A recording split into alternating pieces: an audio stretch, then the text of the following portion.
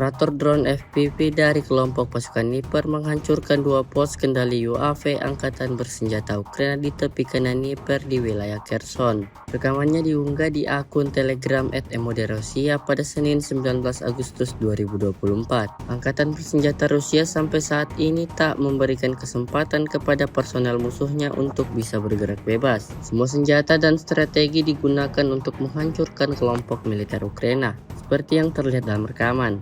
Sebuah bangunan yang menjadi tempat berkumpulnya tentara Ukraina meledak dahsyat dan rusak parah imbas serangan militer Rusia. Insiden ini dipastikan merugikan kelompok militer Angkatan Bersenjata Ukraina. Hingga video ini beredar, beragam respon diberikan warganet.